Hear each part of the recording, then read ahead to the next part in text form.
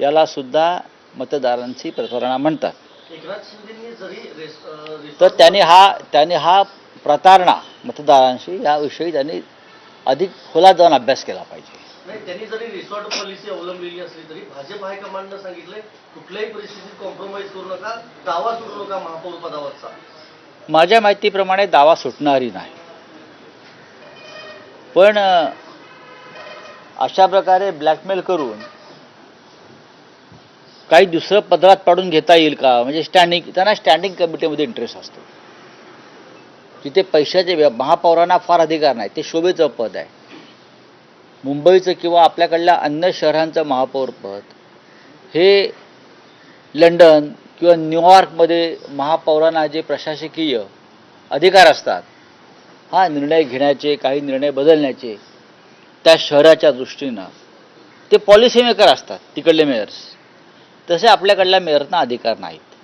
त्याच्यामुळे standing committee जिथे पैशाचे किंवा ठेकेदारीचे, टेंडरचे घोटाळे केले जातात तिथे या लोकांना इंटरेस्ट आहे. राऊत साहेब, गटस्थापनेचा दिवस आहे, सगळेच पक्ष आपापले नगरसेवक घेऊनच गटस्थापन करतील कोकण भवनला, पण केडीएमसी मध्ये एक ट्विस्ट आहे. तुमचे 2 नगरसेवक नॉट रिचेबल आहेत, त्यांच्या घरावर नोटिसेस चिटकवण्यापर्यंत बघा, परिस्थिती असं आहे की खरं आहे की आमचे 2 नगरसेवक आता आमच्याकडे कुठे दिसत नाही आहेत. त्याच्यामुळे कायदेशीर प्रक्रिया सुरू आहे. गटाची स्थापना करताना ते आमच्याजवळ असायला पाहिजे, नाहीतर त्यांच्यावर कायदेशीर कारवाई होईल आणि ते डिस्क्वालिफाय होऊ शकतात.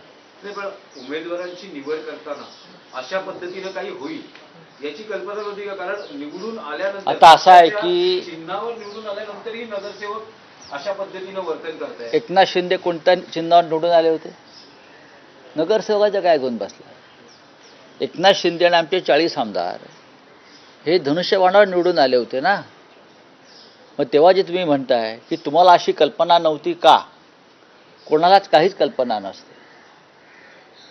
आपण विश्वास ठेवतो आपल्या माणसावरती, त्यांना उमेदवारी देतो, त्यांना ताकद देतो, त्यांना मोठं करतो आणि मग हे असे पक्षांतर करत असतात. त्याच्यामुळे नगरसेवकांमध्ये त्यांचा जो बाप आहे तोच पक्षांतरातून निर्माण झालेला आहे, बरोबर? त्याच्यामुळे आता ह्यांच्यावरती काय विश्वास ठेवणार? शिंदेच्या शिवसेनेने हॉटेल पॉलिटिक्स केलं, तर आता भाजपने त्यांच्या नवनिर्वाचित नगरसेवकांसाठी फरमान काढलंय, 10 दिवस मुंबई सोडून जायचं नाही. भाजपच्या प्रत्येक नगरसेवकावरती वॉचडॉग ठेवलेले आहेत. त्या भागातले कार्यकर्त्यांना त्यांनी सांगितलं की या माणसावर लक्ष, म्हणजे नगरसेवकांवरती लक्ष, म्हणून ते घरीच आहेत पण त्यांच्यावर लक्ष आहे. ते कुठे जातात, काय करतात, कुठे बसतात, त्यांचे फोन, किंबहुना जे नगरसेवक आत्ता ताज लँडस्टँडमध्ये कैदखान्यात आहेत त्यांचेही फोन टॅप केले जात आहेत. मी तुम्हाला सांगतो, जरी रश्मी शुक्ला नसल्या तरी प्रक्रिया तीच आहे. फोन टॅप केले जात आहेत, त्यांचे फोन टॅप केले जात आहेत. जे ताज लँडस्टँडच्या कैदखान्यामध्ये बंद आहेत त्यांचे फोन टॅप केले जातात. भाजप आपल्या स्वतःच्याच नगरसेवकांचे फोन टॅप करत आहे.